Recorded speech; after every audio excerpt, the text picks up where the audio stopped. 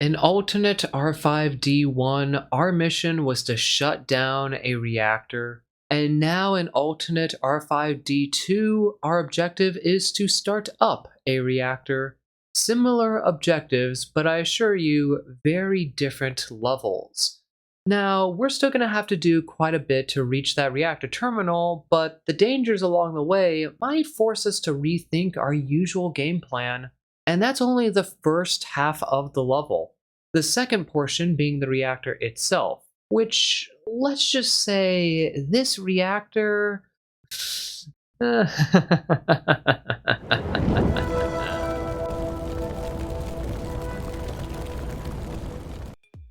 Hello everyone, Professor Scaly here, and welcome to the alternate R5D2 level guide. As always, we're starting off with your loadout, and today I recommend you bring with you a biotracker, a mine deployer, and 2 burst sentries. And the reason why I recommend the biotracker is in this level, you're going to have to deal with a lot of darkness, a fair amount of fog, and a few shadow type enemies here and there. And in any level where you got this trifecta of pain, you're definitely going to want to bring a biotracker with you. As for the mine deployer, I'm recommending this as there will be a few alarms in this level that we can make good use of the mine deployer, and there's also a blood door we're going to have to deal with, and of course, mines are the easiest and safest way to deal with a blood door. The thing about the mine deployer though is we aren't going to want to put any to refill into it whatsoever, as the amount of mines you start off with in this level is enough to get you all the way through it. And there's not really a whole lot to refill in this level in the first place, so we want to make sure that all the to refill we do find goes into the 2 burst sentries, as that will be a whole lot more effective than putting it into the mine deployer. As for those 2 burst sentries, these will help us out for some of the alarms in this level, and of course they will help us out a little bit during the reactor sequence itself, although due to the limitation of to refill in this level, we're not going to be using them from start to finish, but we'll talk a little bit more about that later in the guide. As for why I recommend burst sentries, we want sentries that are really ammo efficient, and the burst sentry is pretty much just the best choice for it. Most of the type of enemies that these sentries are going to be shooting at are just going to be regular strikers or shooters, so we don't need the high power of the sniper sentry, the stagger capability of the auto sentry, or the inconsistency of a shotgun sentry, which is why I find burst sentries just to be the safest one for this level.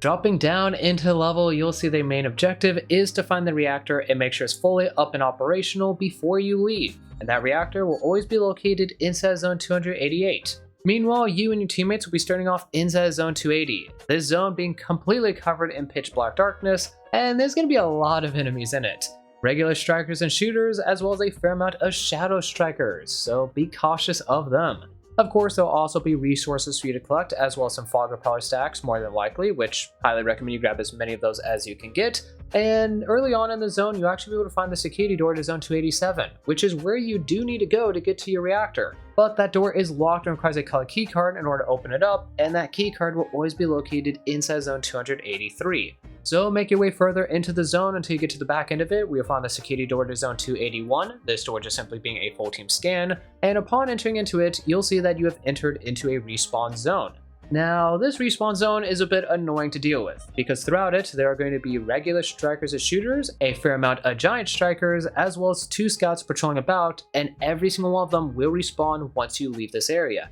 And not only do you have to make your way through here once again when you get back with that reactor key, you also need to make your way through here again halfway through the reactor sequence itself, as on the far eastern side of the zone is another zone that has a terminal in it with your 3rd reactor code. And of course, it's under lockdown until that point, so we can't just simply go to it right now. So what I like to do when I make my way through this zone on the first pass is just simply pay attention to the location of basically every single enemy I kill off, the smalls, the giants, and especially those scouts. That way, when I do return here later, I could just simply blast my way through the rooms that don't have scouts in them, and then the rooms that do have scouts in them, just send 1 or 2 people ahead, they just melee kill them or shoot them from a distance, and then I just blast my way through the rest of the enemies and get through here as quickly as I can. But as you make your way through, dealing with the enemies, keeping tabs on the location of where they were, and of course grabbing those resources, you'll then make your way to the far western side to the security door to zone 282. This door is going to have a class 5 mixed alarm tied to it, and as you can see with this map overlay,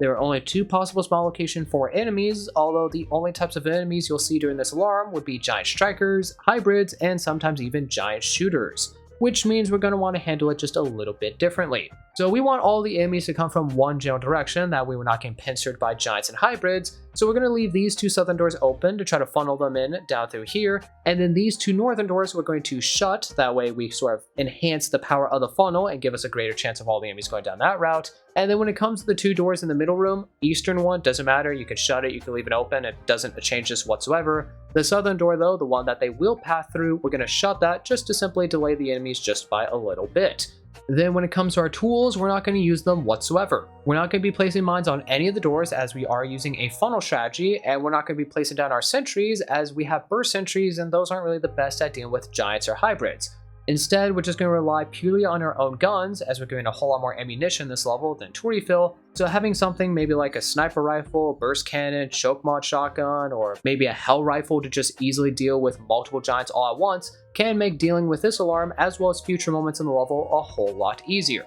Either way though, once you get all the doors set up how you need to, you can activate the alarm, get to work on the scans. Once they're all done, you can go and kill any of the enemies still left over. And then before you all head into zone 282, I recommend you shut every single door in the zone to make it a little bit easier to make your way through here once again, once you come back after getting that key card. With that taken care of though, you can then head to zone 282. This zone is actually fairly well lit, so you don't have to worry about pitch black darkness, and you don't have to worry about respawn cocoons as there are none in this area, but there will be a fair amount of enemies, both smalls and bigs, as well as 2 more scouts patrolling about. Make your way through here, dealing with the enemies one by one, grabbing those resources and resupplying with them, and you'll notice that in here there are 3 more security doors. One to the west to 283, one to the north, which I believe is 284, and one down to the south, which I believe is zone 285. Now, 283 is where you need to go to get that color key card for the reactor, but that door is unpowered and requires a power cell be plugged into a nearby generator in order to gain access to it. That power cell, as you probably already guessed, will always either be up to the north or down to the south in one of the 2 side zones.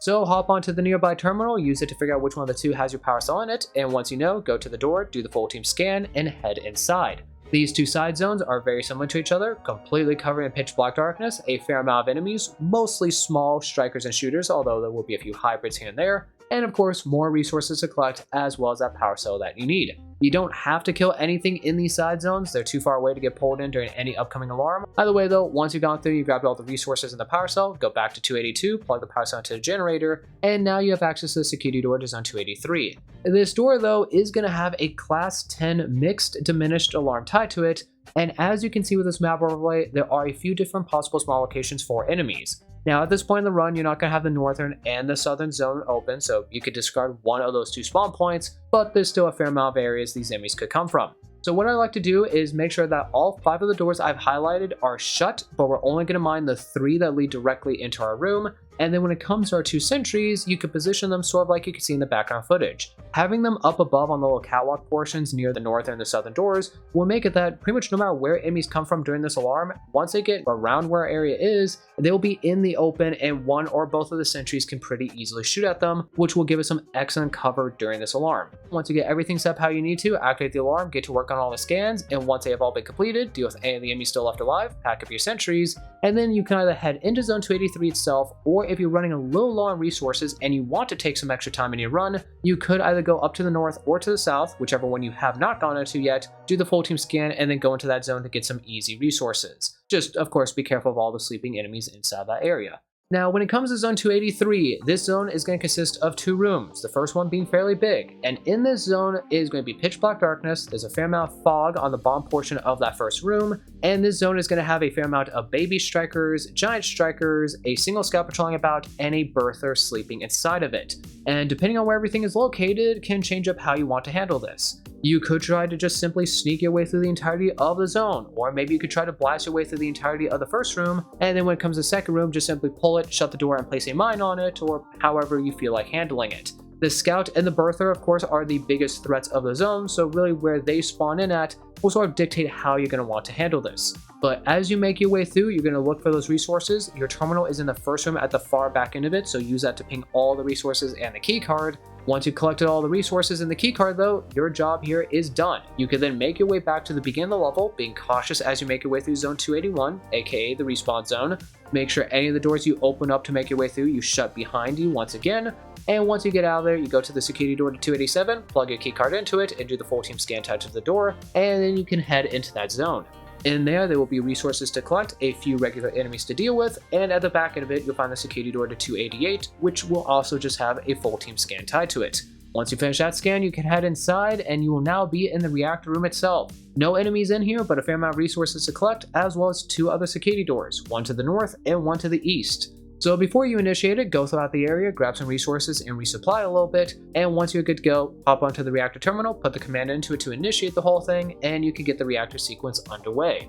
When it comes to this reactor, you're going to have to deal with 4 unique waves, and throughout these waves, you're only going to be given 1 code for free, specifically the last one. And when it comes to the enemies you can expect to see, waves 1 and 2 are basically the same. You're just going to have regular strikers and shooters, as well as a few regular giant strikers, and a few hybrids here and there. When it comes to the 3rd wave though, things are going to be quite a bit different, as you're going to have to deal with 9 regular strikers or shooters and 1 hybrid, and that's it. Just 10 enemies per wave, although you're going to have to deal with this wave multiple times over and over again. As for the 4th and final wave, this one is really weird because you're not going to have any strikers or shooters or hybrids or anything. You're just going to have 3 tanks spawning in. And we're going to be talking about these in greater detail once we actually get to them. But once you're good to go, you're going to put in the reactor startup command, do the full team scan, and you're going to go into zone 287, that western bridge room, and hold out there against the first wave. And I would recommend, since this wave isn't all that difficult to deal with, and all 4 of you are defending together as a team,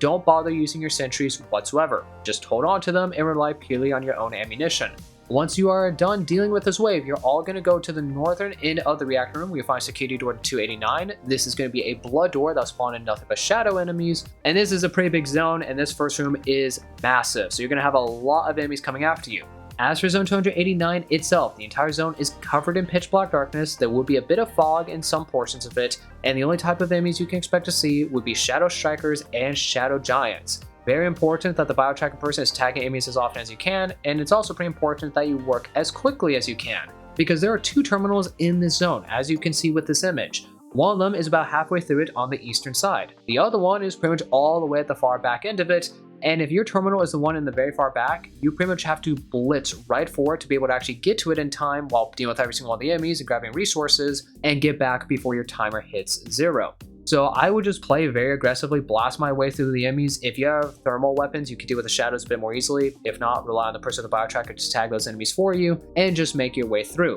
If it's not that first terminal, then I would recommend 3 people continue to push their way further to that second terminal, while 1 person, depending on what your time looks like, either helps out or maybe runs back. That way they could be sitting on the reactor terminal. So if you get that code with only about 5 seconds to spare, you can still get it in and not have to redo the first wave. When it comes to the second wave, again, you're not going to be positioning your sentries, or at least not right away, because all 4 of you will be defending together as a team. Then when you finish defending against the second wave, you're going to go back to the north, but upon entering into that open blood door you dealt with earlier, you're going to immediately go to the right where you find the security door to zone 290. This door, open door, you can just open up right away, and inside of zone 290, once again, covered in pitch black darkness, and the only type of enemies you can expect to see would be regular strikers and shooters, some small shadow strikers, and a lot of regular giant strikers throughout it. So you're probably going to want to go guns crazy, because your terminal is always at the very back end of the zone, and trying to sneak your way to it is incredibly dangerous and really not worth it whatsoever. So all 4 of you will work together, blasting your way through the first few rooms, and once your timer is about to hit 0 and the next wave is about to spawn in because you're going to fail it, I would recommend that 2 people go back to the bridge room and get ready to hold out there, and now you can position 1 or maybe both of your sentries depending on how much tool refill you have. You're probably still going to want to save a little bit of it, so try not to go through all of it right here and now. And your job is to just simply stay out here and continue to defend against the wave over and over again until your other 2 teammates actually get to the back end of zone 290 and get the second code. As for the other 2 people, ideally somebody with the biotracker, and if anybody on your team has a thermal weapon, ideally them as well. You're just going to be making your way through the zone, blasting through it room by room. Be careful, because the second and third room are separated by an open room divider, so you can get overwhelmed like I did in the background footage and have a lot of enemies coming after you all at once, and you're just going to keep on making your way through. As far as I'm aware, the only resource pack in here is going to be a single ammo pack, which I think is either a 3-use or 4-use or something like that, so keep an eye out for it. Bringing some ammo packs or med pack charges with you can help out in case things get a little bit dicey back here, but you're just going to do your best to survive and make your way through each of the rooms one by one, and once you get to the back end of it, you'll find that terminal. If you didn't come across the ammo pack by this point, you could use the terminal to ping its exact location and grab it on the way out, and of course you could get your second code from this terminal. Once you have it, you're then going to backtrack out, rejoin your teammates, and then once you have the ability to, you put it into the reactor terminal to move you on to the third wave. Then, at this point, now you're only going to have to deal with 10 enemies per wave, although there's not a ton of time between each wave, as you're meant to fail this one over and over and over again. And what I recommend you do is before you leave to go back to zone 286 from earlier to get that third code, grab some ammo packs, fill people up, grab med packs, and heal people up as much as you can, as this third code is usually where most teams will wipe if they actually make it to this point in the level. But once you've grabbed the resources in the reactor room and you're good to go, you then make your way back and you're just going to either melee or blast your way through the waves. I would try to melee as many enemies as I can, because dealing with 9 regular strikers shooters all at once isn't that bad with 4 people on the team, and you're just going to make your way towards the respawn zone. Once you get to it, just blast your way through that first room if there are any giants inside of it. If you kept that door shut, you don't have to worry about the second room getting woken up from it. And then when you get to the second room, at this point, everything is really just situational, and it completely depends on what your run looks like. If there are no scouts anywhere nearby and they're all beyond those closed doors, you could just simply shoot your gun to wake up everything nearby, let them come to you and blast your way through. But if there is a scout or 2 in this area, you might either want to just go in and melee kill them if you can, or just simply shoot them from a distance, whatever works best for you. The ideal thing to do is just get everything inside of this area just completely dead. That way your defenders can stay out here. Because when you go to the far eastern side of this area, past the dense layer fog on that bridge and get to the security door 286, you'll be able to open it up, but zone 286 itself is actually sort of dangerous. This zone only consists of 2 different rooms, and throughout these rooms is going to be a lot of regular chargers and giant chargers, as well as a single charger scout patrolling about. And what I typically will try to do if I can get away with it is get into that room in between reactor waves, that way I don't have to worry about any gunshots from behind waking up the first room, and I would just simply blast that charger scout if he's not too far into it, or if he's in the second room, I just simply pull that first room and let all the chargers and giant chargers come out to me, while my teammates and I just work together near the security door to deal with them. An important thing though is to make sure that at all times at least one person is in the respawn zone to prevent any of the rooms waking up. Now, if the charger scout is in there and he's fairly far away, then you could try to sneak in. You just have to make sure that your defenders are not too close to the entrance to the zone. That way, as they're shooting against the reactor waves, once they come from behind, they don't have to worry about waking up any of the enemies in this area and alerting the entire room while you're in the middle of it. If you do try the whole method of sneaking in to get rid of that charger scout, I recommend that the people defending outside defend either on that bridge and use fog repellers, that way you can more easily hold out in that area, or go back to that small door that connects the first and second room of the respawn zone and just defend there with one or both of your sentries. Just make sure that none of the enemies completely ignore you, and as soon as they get into your room, they just take a left and go straight over to where your teammates are inside 286. As you can sort of see in the background footage, that's actually what happened to my team, which almost wiped the run multiple times over. Either way though, once you clear out the entirety of 286, you can then have some people defend outside near the security door, some people run around, as there are a lot of resources in 286, which is actually sort of why I like blasting my way through the first room, so I can grab all these safely. And then once I've stabilized a bit, I will usually just send one person into the second room to get that terminal either sneakily, or if there's a ton of enemies in there, or the charger scouts in the second room, just simply blast your way through the enemies, maybe just shoot the charger scout to kill him, then fall back and let those enemies come to you, and your teammates just work together again. Either way though, once you get into that second room safely and you're able to get to one of the 2 terminals, check it, see if it has your reactor code. If not, go to the other one in the room, get the reactor code from it, and then if there's any resources left in the zone, you can also quickly grab those. And once you have that third code, you and your teammates are just going to push your way back through the respawn zone, and you're just going to deal with the reactor waves as they get to you, and you'll just slowly but surely make your way back to the reactor zone. Once you get there and you are given the opportunity, you put the third code in to move you on to the 4th wave, and you just deal with any of the enemies that still might be alive from the previous wave. Then when it comes to the 4th wave, things are going to be a little bit weird, because when the wave itself initiates, no enemies are going to be spawning in whatsoever. And once the timer ticks all the way down to 0, your 4th code is going to appear at the top of your screen, and you're going to be given 10 whole minutes to put it in.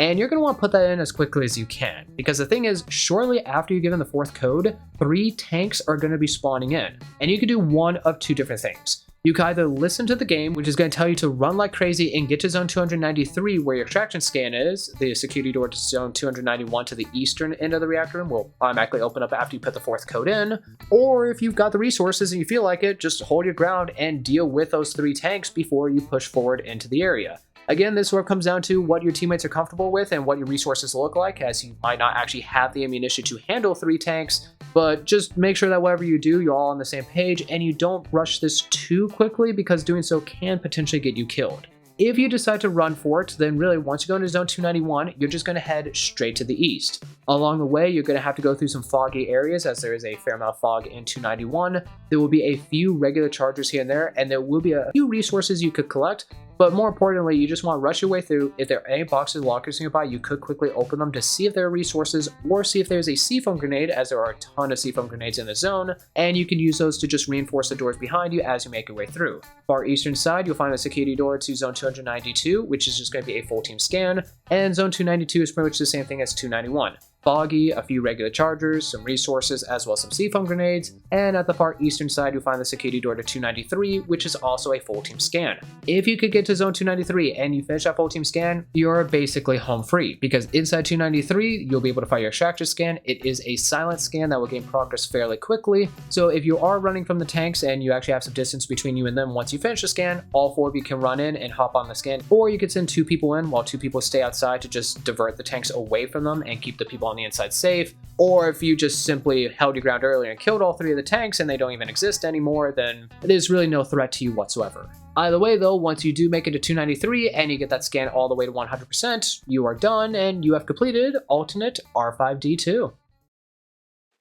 And that's all there is to it. Something that you might not be aware of is that the original R5D2 didn't actually have an official Class 10 alarm in it. But with the alternate version, 10 Chambers decided to remove an entire zone as well as an alarm in the level just to shorten it a bit, as it was a bit too lengthy for what it was. To make sure that this change didn't nerf the level too hard though, they also decided to bump the alarm up to a Class 10, which in my opinion is actually a pretty nice change. I liked the original R5D2 quite a bit, but I felt like the level took way too long to actually get to the reactor itself, which I sort of considered to be the main focus. Now the level's pacing feels much better, and the mission is quite a bit more enjoyable to replay. As always though, thank you for watching this video all the way to the very end. I do hope that it was able to provide you with some assistance in beating this level. If you have any tips or tricks to this level that you want to share, any questions for me, or you just have something in general that you would like to say,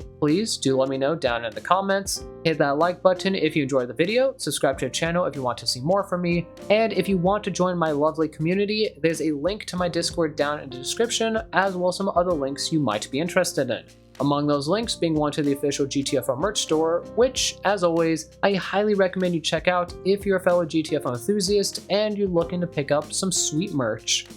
Until next time, up next is what I consider GTFO's second most difficult level, and this one has a special little gimmick as soon as you drop into it. But hopefully, I'll see all you wonderful people in the next video.